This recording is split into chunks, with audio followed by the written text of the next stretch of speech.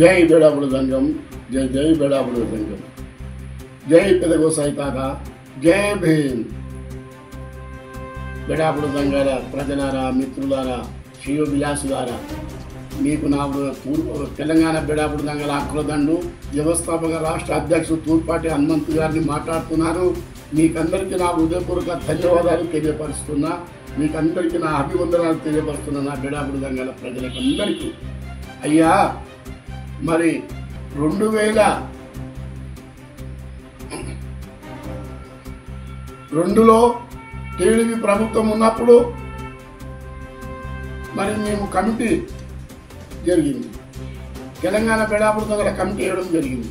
మరి అప్పటి నుంచి 2-3 సంవత్సరాలు పోరాటాలు చేసుకుంటూ కులం సర్టిఫికెట్ల కోసం ఎన్నో పోరాటాలు చేశాము, ఎన్నో ఉద్యమాలు చేశాము, ఎన్నో జిల్లాలు తిరిగాము, ఎన్నో మండలాలు తిరిగాము, ఎన్నో నియోజకవర్గాలు తిరిగాము, ఎన్నో గ్రామాలు తిరిగాము కులం సర్టిఫికెట్ కోసం. అప్పుడు ఏంది, విద్య కోసం సర్టిఫికెట్ ఏం సర్టిఫికెట్, కులం సర్టిఫికెట్ అని మనం తిరిగాము. మా బాధలన్నీ మీ కులానికి అంత తెలుసు. మేము ఎన్నెన్ని జిల్లాలు తిరిగామో, ఎక్కడికి తిరిగామో మీకు అందరికీ తెలుసు. కుల పెద్దలారా, మన మీద ఈర్ష్యలొద్దు. మన బేడాపుడు సంఘాల కష్టపడల మీద ఈర్ష్య ఎక్కువ ఉంటుంది, పనిచేసిన వాళ్ళ మీద ఈర్ష్య ఎక్కువ ఉంటుంది. ఆ ఈర్ష్యలు మనకు పనికిరావు. కానీ పని చేసిన వాడిని జ్ఞాపకం చేసుకొని పని చేసిన వాడిని శభాష్ అంటే ఇంకా ముందుకెళ్ళి పని చేస్తాం. కానీ మనం ఏ ఈర్ష్యలు లేకుండా, ఏ ద్వేషాలు లేకుండా మన జాతి కోసం నేను పని చేశాము. నేను, నా రాష్ట్ర నాయకత్వం, నా వెనుక ఉన్న నా 20 మంది సేవకులు, ప్రజలు, నా ఎమ్మున్నటువంటి సంఘాలు, మరి నా కమిటీ, అక్కడ కమిటీ చేసినాము. నాతోడే వాళ్ళు ఎన్నో కష్టాలు పడారు, జిల్లా తిరిగారు. నేను ఒక్కడే తిరగలే, నా ఎప్పుడున్న కమిటీ వాళ్ళందరూ తిరిగారు, అందరూ కష్టపడ్డారు. తిరిగి మన జంగాల కోసం ఎన్నో ఆర్నిషాలు పనిచేసాము. రాత్రనక పగలనక రేపులు కేసులు జరిగిన, మన బేడాపుడు సంఘాలకు దెబ్బలు కొట్టినా, గొడవలైనా అన్ని విధాలా ఆదుకున్నారు. మరి అదేవిధంగా మరి 2002లో మరి కుల సర్టిఫికెట్ల కోసము చంద్రబాబుకు నివేదిక ఇచ్చడం జరిగింది. అయ్యా, ఆడియో ద్వారా కాకుండా ఎంఆర్ఓ ద్వారా జీవో పాస్ చేసి మాకు ఎంఆర్ఓ సర్టిఫికెట్ ఇష్టం చేయి తండ్రి. మరి మా వాళ్ళు ఊళ్ళో తిరిగి ఏ ఊళ్ళలో నివాసం లేకుండా బతుకుతున్నారు అయ్యా అని చెప్పి అంటే సరే అని చెప్పి అన్నాడు. 2 సంవత్సరాలు 2004 దాకా డీల్ చేసింది. ఆ 2004లో మరి టీఆర్ఎస్ టీడీపీ ప్రభుత్వం ఓడిపోయింది. కాంగ్రెస్ ప్రభుత్వం 2004లో కాంగ్రెస్ ప్రభుత్వం వచ్చింది. కాంగ్రెస్ ప్రభుత్వం హయాంలో వైఎస్ డాక్టర్ రాజశేఖర రెడ్డి గారు ఆయన రాగానే 2005లో మరి నివేదికలు తీసుకుపోయి నేను, నా రాష్ట్ర నాయకత్వం తీసుకుపోయి ఇచ్చడం జరిగింది. మరి ఎందరో అన్ని నాయకత్వాలు కూడా ఇచ్చడం జరిగింది. కానీ ఇచ్చిండ్రు కానీ ఎంబడి వాళ్ళు తిరిగి చేయలే. కానీ మేము అక్రదండు తరపున మెమరాండం ఇచ్చి మరి 2005లో ఇచ్చి 2006, 2007, 2008 దాకా వైఎస్ రాజశేఖర రెడ్డిని పట్టుకొని మరి ప్రతిపక్ష నాయకులను ఎంతో మందిని తీసుకుపోయాము. సిపిఎం లీడర్లు తీసుకుపోయినాము, టీడీపీ లీడర్లను తీసుకుపోయినాము, బీజేపీ లీడర్లను తీసుకుపోయి నివేదికలు వైఎస్కి ఇస్తే సరే అని చెప్పి అని ఆ నిబంధనలు పక్కకు పెట్టడం జరిగింది. నివేదికలు పక్కకు పెట్టడం జరిగింది. అప్పుడు నేను బాగా ఆలోచించాను, ఈ ప్రతిపక్ష నాయకులను తీసుకుపోతే మనకి ఈ పని కాదని చెప్పి అప్పుడు నేను ఒకరోజు రాత్రంతా నేను ఆలోచించి ఏ ప్రభుత్వం అయితే రాజకీయంలో ఉన్నదో ఆ ప్రభుత్వాన్ని పట్టుకొని పోతే మనకు పని అవుతుంది అని చెప్పి ఆలోచించి తెల్లారి పొద్దున లేచి మా రాష్ట్ర నాయకత్వానికి అందరికీ ఫోన్లు చేసి అయ్యా, మనము ఏ పార్టీ అయితే ఉన్నదో కాంగ్రెస్ ప్రభుత్వం ఉన్నదో మన రాష్ట్రంలో ఆ ప్రభుత్వాన్ని పట్టుకొని పోతే మన పని అవుతుంది కానీ లేకపోతే వేరే వారిని తీసుకొని పోతే పని కాదని చెప్పడం జరిగింది. సరే అని చెప్పి నా మాట నా నాయకత్వం అందరూ విన్నారు. విని అదే నివేదికలు తీసుకొని మరి ఎవరిని పట్టుకున్నాలి, ఏం చేయాలని చెప్పని అప్పుడు ఆర్డి విల్సన్ ఆంధ్ర అయినది. RD Wilson SC corporation chairman ఉండే ఆయన 2 సార్లు మీటింగ్ పెట్టి పెద్ద దండలతో సన్మానం చేశారు. మరి ఈయన పట్టుకుంటాం. మరి ఈయన ద్వారా ఈయన పట్టుకొని వీళ్ళ దగ్గరికి పోతే ఆయన ద్వారా కాంగ్రెస్ ప్రభుత్వం వైఎస్ రాజశేఖర ద్వారా ఎక్కిపోదామని ఆయన దగ్గరికి పోయి మాట్లాడి, హనుమంత్ గారు నేను తప్పనిసరి వస్తా, మీకు సహకరిస్తానని చెప్పి ఆర్డి విల్సన్ గారు చెప్పాడు. పాప ఆయన ఇప్పుడు ఎక్కడున్న మహానుభావుడు. ఆర్డి విల్సన్ ఎవరి దగ్గర తీసుకుపోయిండు, డొక్క మాణిక్య వరప్రసాదరావు అప్పుడు ఎమ్మెల్యేగా ఉండే, మినిస్టర్ ఎమ్మెల్యేగా ఉండే. అయితే ఆయన దగ్గర పోయి అప్పుడు ఈ ఎమ్మెల్యేకు డొక్క మాణిక్యరావు వరప్రసాద్కు వైఎస్ రాజశేఖర రెడ్డికి బాగా మిత్రుత్వం ఉండే, స్నేహం ఉండే. అయితే ఆయన దగ్గర పోదామని చెప్పని ఆయన దగ్గరికి తీసుకెళ్ళాడు. ఆయన దగ్గరికి తీసుకెళ్ళి అప్పుడు డొక్క మాణిక్య వరప్రసాదరావు ఈ ఆడి విల్సన్ మమ్మల్ని తీసుకొని గాంధీ భవన్లో మీటింగ్ ఉంటే ఆ గాంధీ భవన్లో అప్పుడు ఎవరు మా రాష్ట్ర నాయకత్వము మేమందరము వెళ్ళి గాంధీ భవన్లో మీటింగ్ వెళ్ళాం. ఆ మీటింగ్ ఎవరు వచ్చారు? కేంద్రం నుంచి ఎస్సీ మొత్తము ఆంధ్రప్రదేశ్ ఎస్సీ చైర్మన్ వచ్చిండు, ఎస్సీ అధ్యక్షుడు వచ్చిండు. వస్తే అప్పుడు మినిస్టర్ గారు డొక్క మాణిక్య వరప్రసాద్ రావు గారు సాంఘిక శాఖ మంత్రివర్యులు ఉండే, మినిస్టర్గా ఉండే.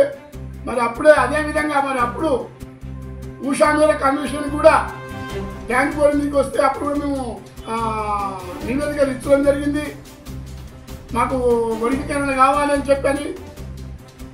మరి అదేవిధంగా మాకు మన ఆడియో ద్వారా కాకుండా ఎంఆర్ఓ ద్వారా సర్టిఫికెట్లు ఇవ్వాలని చెప్పి ఉషా మేర కమిషన్ కూడా ఇచ్చడం జరిగింది.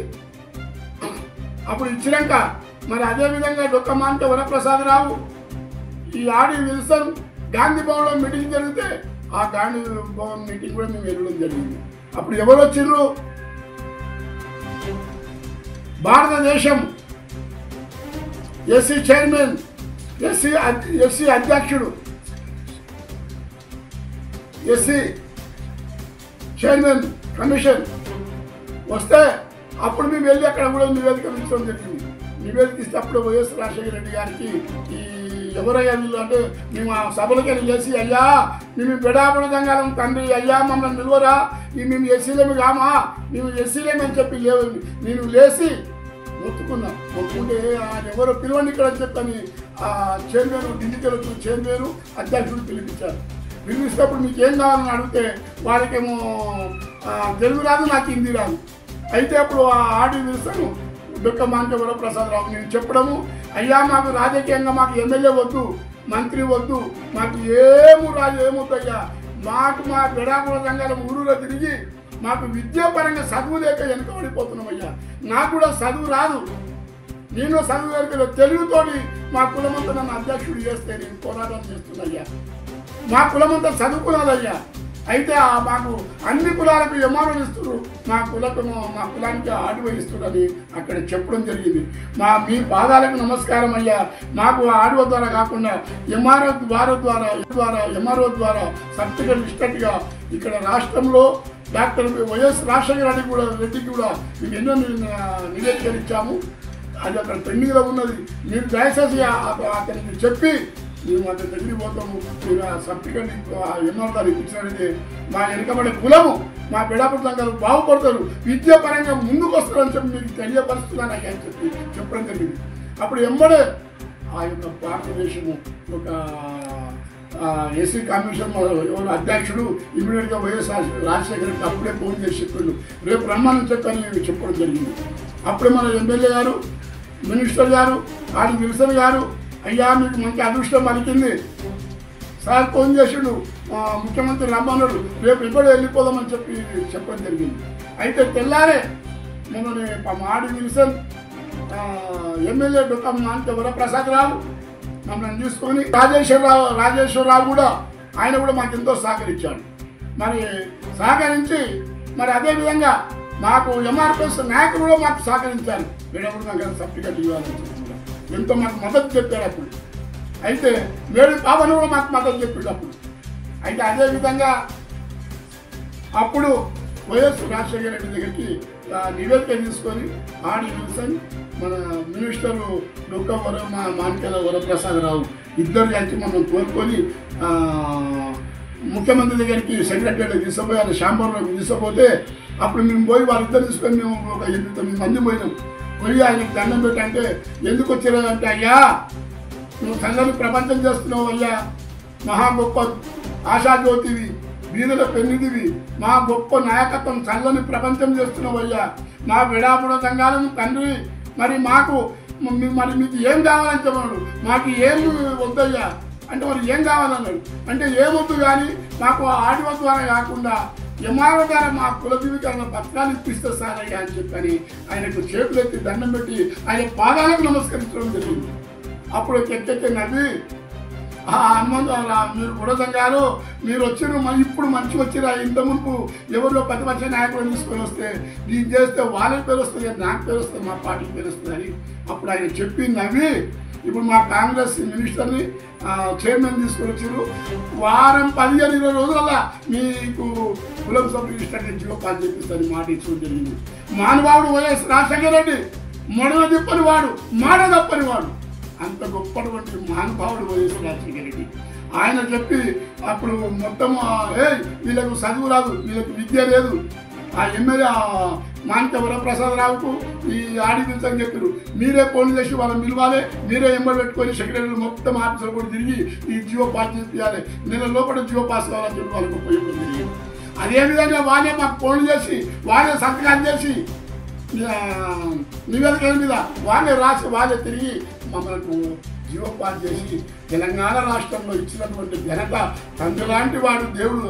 ఆయన స్వర్గీయులు అయిపోయిన వైఎస్ రాజశేఖరని ఆయన పాదాలకు నమస్కరిస్తున్నది. ఇప్పుడు అయ్యా ఆయన ద్వారా ఆ కాంగ్రెస్ ప్రభుత్వం ద్వారా ఆయన సీఎంగా ఉండి ఇప్పుడు ఆడియో ద్వారా కాకుండా ఎంఆర్ఓ ద్వారా జియో పాస్ చేసి మాకు బయటకు చిందికి ఆడియో ద్వారా కాకుండా ఎంఆర్ఓ ద్వారా సర్టిఫికేట్ జియో పాస్ చేపించి అప్పుడు అన్ని మండలాలకు అన్ని కలెక్టర్ ఆఫీసులకు మొత్తం పంపిస్తే 2008లో జియో పాస్ చేపిస్తున్నాం. జియో పాస్ చేపిస్తే మా విడాకుల సంఘాలు అప్పుడు మేము ఆ కుల సభ్యులతో కొట్టాడకుండా చేయకుండా ఎక్కడ ఉన్నోళ్ళు అక్కడనే ఏ నియోజకవర్గంలో ఏ గ్రామం ఉన్నోళ్ళు ఏ మండలం ఉన్నోళ్ళు ఆ మండలంలో సర్టిఫికెట్లు తీసుకొని సర్టిఫికెట్లు పొందుతూ సర్టిఫికెట్లు ఇప్పిస్తూ మన కొంతమంది మన విడాకుల సంఘాలు కూడా తెలియదు మేము చేసిన మనం కూడా కొంతమంది తెలుసు కొంతమందికి తెలియదు. ఆ మండలంలో పోయి కొట్టాలి ఇప్పించి మేము ఇప్పించాము అంటారు. కానీ మొదట రాజకీయం మొదట ఎవరు ఇప్పించారు అది తెలియదు కొంతమందికి. కానీ అది చేపించినటువంటి మా హక్కుల దండు నా ఎమ్మడున్న నేను నా ఎమ్మడున్న నాయకులు హక్కుల దండు నాయకులు మా విడాకుల సంఘాలు. కానీ జాతి నాయన మీరందరూ కూడా ఎన్నో అటువంటి మీటింగ్లు పెడితే మీరు వచ్చి మనకు సహకరించి జాతి కోసం సహకరించి మీటింగ్లలో సహకరించి ముందుకు నడిపించారు. మీ అందరికీ నా మనస్ఫూర్తిగా నమస్కరిస్తున్నాను.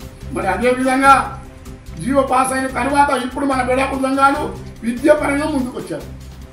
కుల సర్టిఫికేట్ తీసుకొని విద్యాపరంగా ముందుకు వచ్చి ఇప్పుడు చదువుకుంటున్నారు, ఇంజనీర్లు అవుతున్నారు, మన ప్రొఫెసర్లు అవుతున్నారు, మన ఎంటెక్ చదువుతున్నారు, డిగ్రీలు చేస్తున్నారు, చేసి మన ఉద్యోగాలు పొందుతున్నారు అక్కడక్కడ. కానీ అది వైఎస్ పుణ్యమని మన అక్కదండు పుణ్యమని మనందరూ సాగరిస్తున్నటువంటి మన విడాకుల పుణ్యమని నేను మీ అందరికీ తెలియపరుస్తున్నా మిత్రులారా. మరి అదే విధంగా చేసి సరే ఇప్పుడు అది ఆ విధంగా చేసినాం. ఆ విధంగా చేసిన ఇప్పుడు తెలంగాణ ప్రభుత్వం కాంగ్రెస్ సోనియా గాంధీ ఇచ్చింది. తెలంగాణ ప్రభుత్వం వచ్చినాక టీఆర్ఎస్ ప్రభుత్వం వచ్చింది. టీఆర్ఎస్ ప్రభుత్వం వచ్చినాక అయ్యా మరి మా విడాకుల సంఘాలకు మరి తెలంగాణలో 89 లక్షల మంది ఉన్నారు విడాకుల సంఘాలు. ఈ 89 లక్షల మందికి ఏమన్నా నామినేట్ పోస్టు ఒక చైర్మన్ కానీ ఒక ఎమ్మెల్సీ కానీ ఏదన్నా మా కులానికి ఏమని చెప్పడం జరిగింది.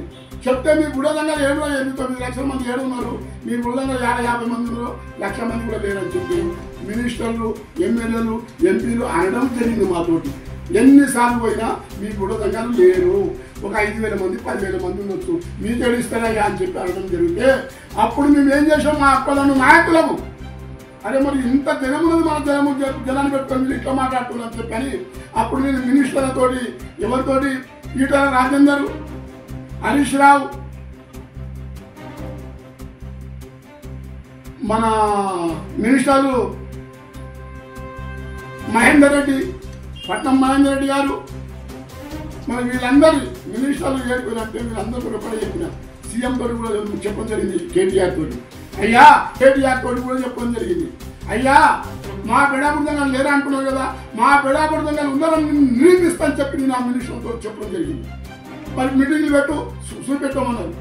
సరే అని చెప్పి ఈట రాజేందర్ దగ్గరికి పోయి, అయ్యా ఈట రాజేందర్ గారు మీకు ధన్యవాదాలు. ఈట రాజేందర్ మన బిడాపురం దంగానికి ఎంతో సహకరించాడు, ఎంతో సహకరించి హనుమంతుడు సరే నేను ఉన్నా అని చెప్పాను. అప్పుడు మీటింగ్లు ఫస్ట్ రవీంద్ర భారతిలో మీటింగ్ పెట్టడం జరిగింది హైదరాబాద్లో. రవీంద్ర భారతిలో లోపల గల్లి గల్లి సందు సందుగా నిండి మిసికిపోయింది జనం. బయట ఉసుక వస్తే ఉసుక రాదు, బయట కూడా లోపల కన్నా ఎక్కువ ఇంకా బయట ఉన్న జనం. అంత జనాన్ని కూడా తిరిగి గ్రామం తిరిగి జనానికి చెప్పడం జరిగింది. జనం కూడా అట్టే వచ్చారు, అట్టే మా రాష్ట్ర కమిటీకి సహకరించారు. ప్రజలు మన జాతి కోసం అని హనుమంతు మీటింగ్లు పెడుతున్నాడు పోదామని చెప్పని, మరి హనుమంతు నాయకత్వం మీటింగ్ పెడుతున్నాడు పోదామని చెప్పి జనం కూడా అట్లే వచ్చి అట్లే సహకరించారు మన జాతి కోసం. వస్తే అప్పుడు ఆ మీటింగ్ ద్వారా వినోద్ కుమార్, మన ఈటల రాజేందర్, రాజేశ్వరరావు, ఎమ్మెల్యేలు, మినిస్టర్లు అందరూ వచ్చారు. వచ్చి ఆ రోజు ఏమడిగామంటే, అయ్యా మాకు ఒక 3 కార్పొరేటర్ టికెట్లు ఇవ్వాలని చెప్పి అడగడం జరిగింది. అయితే తప్పనిసరి ఇస్తామని ఆ సభలో హామీ ఇచ్చడం జరిగింది. ఈటల రాజేందర్ గారు, వినోద్ కుమార్, ఈటల రాజేందర్ గారు చెప్తే అదే ఆ మీటింగ్ అయిపోయిన తదుపరి మన కార్పొరేట్ టికెట్లు ఎలక్షన్లు వచ్చినాయి. కార్పొరేట్ ఎలక్షన్లో మరి కొంతమందికి వాళ్ళకు ఈర్ష్యలు ఉండొచ్చు మా మీద, కానీ వాళ్ళు ఏమంటారు, మీరు మీటింగ్ పెడితే మాకు వచ్చినా అని అంటారు. కానీ ఆ చింతల యాదగిరికి ఒక టికెట్ ఇచ్చారు. 3 టికెట్లు అడిగినాం, 3 టికెట్లు ఇస్తామని హామీ ఇచ్చారు. ఒక టికెట్ ఆయనకి ఇచ్చారు, ఒక టికెట్ వరంగల్ సారాయికి ఇచ్చారు, ఒక టికెట్ ఖమ్మంలో కొండపల్లి గిరియం ఆయన కొండ ఎక్కిచ్చారు, కోట ఎక్కిచ్చారు, కొండపల్లి కోట ఎక్కిచ్చారు. అయితే 3 కార్పొరేట్ టికెట్లు వచ్చినాయి ఆ మీటింగ్ ద్వారా. దాని ద్వారా మళ్ళీ మీటింగ్ పెట్టాము. ఎక్కడ పెట్టాము? ఫస్ట్ భువనగిరి జిల్లా, భువనగిరి జిల్లా తర్వాత సూర్యాపేట జిల్లా తర్వాత ఖమ్మం జిల్లా తర్వాత రంగారెడ్డి జిల్లా తర్వాత నాగర్కర్నూలు జిల్లా తర్వాత నిర్మల్ జిల్లా తర్వాత ఖమ్మము, మన వికారాబాదు, తాండూరు అక్కడ పెట్టడం జరిగింది. మహబూబ్నగర్ జిల్లాలో పెట్టడం జరిగింది. అయితే ఇన్ని మీటింగులు పెట్టి ఎక్కడున్న మినిస్టర్లు అక్కడ పిలిచి, ఎక్కడున్న ఎమ్మెల్యేలను అక్కడనే పిలిచి, ఎక్కడున్న ఎంపీలని అక్కడనే పిలిచి కుర్చీల మీద కూర్చోబెట్టి ఒక్కొక్క మాటలు వాళ్ళు చెప్పి మా పెడబుర్దంగా వాళ్ళు పరిచయం అయిపోయారు. ఒక్క జిల్లాలో ఇంతమంది రా, 33 జిల్లాలు చేస్తే 31 జిల్లాలకు ఇంతమంది అంటే, ఇంకా వచ్చిన వాళ్ళకి ఇంతమంది, ఇంకా రాను చాలా మంది అయ్యా, ఒక్కొక్క జిల్లాలో లక్షల మంది అయ్యా అని చెప్పడం జరిగింది. పరిచయం అయిపోయారు మినిస్టర్లు, ఎమ్మెల్యేలు, ఎంపీలు. అప్పుడు జనంలో మన పెడాపురంగా కూడా అట్టే మాకు సహకరించారు. మరి అట్టే మన పెడాపురంగా గుర్తింపు వచ్చింది. రాజకీయాలలో, ప్రభుత్వాలలో గుర్తింపు వచ్చి అప్పుడు పెడాపురంగా లేరు అన్న మాట ఇప్పటికి కూడా ఎవరు అంటలేరు. అది కూడా మన అక్కులదారులు తరఫున మీటింగ్లు పెట్టడము. మరి మీరు అందరూ మన బుడదంగా అందరూ మనకు సహకరించదు, మనందరికీ అవగాహన వచ్చుడు. ఇప్పుడు ప్రభుత్వంలో పెడాపురంగా ఉందని ఇప్పుడు తెలిసిపోయింది అన్న తర్వాత మరి అప్పటి నుంచి ఇప్పటిదాకా కూడా వర్గీకరణ కోసం కూడా పోరాటం చేయడం జరిగింది. వర్గీకరణ కోసం కూడా పోరాటం చేస్తే ఆ పోరాటంలో మేడి పాపయ్య ఎంఆర్ఎస్ దండోరా, మేడి పాపయ్య నాయకత్వంలో హనుమంతన్న హనుమంతులు కలిసి పనిచేద్దామని చెప్పి మేడి పాపన్న మరి మాకెంతో ఆ మీటింగ్లో కూడా 3-4 మీటింగ్లో కూడా మేడి పాపన్న వచ్చి చూసిండు. ఆయన పిలిపించే మేడి పాపని మన బృందగాల మీటింగ్లో ఆ మేడి పాప అన్ని చూసి అన్న ఉద్యమాలలో రామని పోరాటం చేద్దామని, నేను నీకున్నా, నువ్వు నా ఎంబడి ఉండి నువ్వు డబ్బులు పెట్టే అవసరం నేను పెడతా, పోరాటం చేద్దామని చెప్పి వర్గీకరణ కోసం పోరాటం చేద్దామని చెప్పడం జరిగింది. ఆయన ఎవరు కూడా నేను నా రాష్ట్ర నాయకత్వం మేమందరం కూడా ఆయన కూడా ఎన్నో పోరాటం చేసాము, ఉద్యమాలు చేసాము, పాదయాత్రలు చేసాము, మరి దండలు చేసినాము. ఢిల్లీకి 3-4 సార్లు ఢిల్లీలో పోయినాం, ట్రైన్లు నింపుకపోయినాం, దండలు చేసాం, దళితుల బంధంలో దండలు చేసాం, వర్గీకరణ కోసం ఎన్నో పోరాటాలు చేశాం. అవన్నీ బట్టి అవన్నీ చేసి మరి ఏ ప్రభుత్వాన్ని కూడా చేస్తామని ఏ ప్రభుత్వాన్ని వర్గీకరణ చేయలే భయపడి.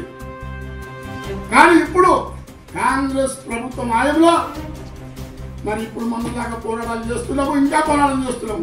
నాకు కూడా 70 ఏళ్ళు అయిపోయింది. మన సంవత్సరం అంతా ఇంటి కాడ కూర్చున్నాం. అన్ని నిబంధనలు ఇచ్చినాం, అన్నీ చేసినాము.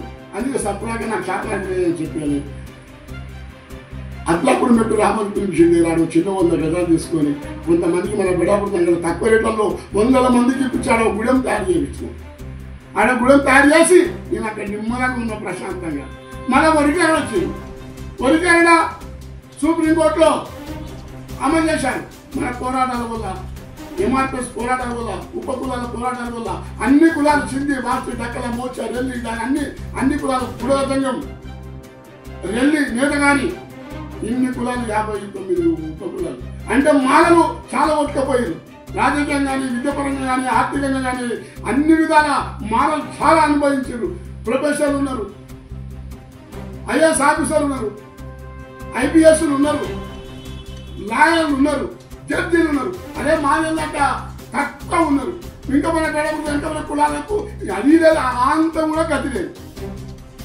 అలాంటి తరుణంలో మరి ఎంఆర్పిఎస్ నాయకత్వంలో, నేడు పాపయ్య నాయకత్వంలో మరి నన్ను ఎమ్మడి పెట్టుకొని అతను ఉపకులాలను ఎమ్మడి పెట్టుకొని పోరాటాలు చేస్తే ఆ పోరాటాల ద్వారా కాంగ్రెస్ ప్రభుత్వం ద్వారా మొన్న సుప్రీంకోర్టు ఇచ్చినటువంటి తీర్మానం జడ్జిమెంట్, సుప్రీంకోర్టు మరి వెనుకబడే కులాలు ఉన్నాయి, ఈ కులాలకు వర్గీకరణ చేయాలని చెప్పని అప్పుడు మన కేంద్రము సుప్రీంకోర్టు ఉషా మేరకు కమిషన్ ఇచ్చినటువంటి తీర్మానం ప్రకారంగా మరి ఆనాడు 2011లో ఇచ్చినటువంటి తీర్మానం 2011లో ఎస్సీ వర్గీకరణ ఉన్నటువంటి తీర్మానం ప్రకారంగా ఆ 2011లో జనాభా ప్రాతిపరంగా సుప్రీంకోర్టు తీర్మానం ఇచ్చడం జరిగింది. కేంద్రం నుంచి ఏ రాష్ట్రాలలో ముఖ్యమంత్రులు, రాష్ట్ర ముఖ్యమంత్రులు ఈ వర్గీకరణ చేయొచ్చు అని చెప్పని తీర్మానం చేసడం జరిగింది. అదేవిధంగా అప్పుడే అసెంబ్లీ నడుస్తున్నది. మన తెలంగాణ ప్రభుత్వము, కాంగ్రెస్ ప్రభుత్వము అసెంబ్లీ నడుస్తున్నది. అసెంబ్లీలో అది ఇన్నటువంటి వెనుకంబడే ముఖ్యమంత్రి అందులో రేవంత్ రెడ్డి గారు అది ఇని మినిస్టర్లతో సహా ముఖ్యమంత్రి మరి అదే అసెంబ్లీలో నాకు చాలా సంతోషము. ఎలక్షన్లు కాకముందు కూడా నేను వర్గీకరణ చేపిస్తానని మాట ఇచ్చడం జరిగింది ఎస్సీలకు. నేను అసెంబ్లీ సాక్షి నేను చెప్తున్నాను. అన్ని రాష్ట్రాల కన్నా ముందే సుప్రీంకోర్టు ఇచ్చిన తీర్మానాన్ని బట్టి నేను వర్గీకరణ అమలు చేస్తానని చెప్పి మన అసెంబ్లీలో ఆయన ప్రమాణం చేసి మాట ఇచ్చడం జరిగింది. అప్పుడు మన SC minister Damodar Raj committee వేసి దామోదర్ రాజనరసింహ గారికి ఒక్క చెప్పింది. అప్పుడు అక్కడ చేసి మరి ఉత్తమ్ కుమార్ రెడ్డి చైర్మన్ చేసి మన కో చైర్మన్ మన దామోదర్ రాజనరసింహ చేసి నువ్వు మాది ఉపకులాల మినిస్టర్ కాబట్టి నువ్వు అన్ని కులాలను కలుపుకొని అన్ని ద్వారా చేయాలని చెప్పి ప్రభుత్వం సీఎం రేవంత్ రెడ్డి గారు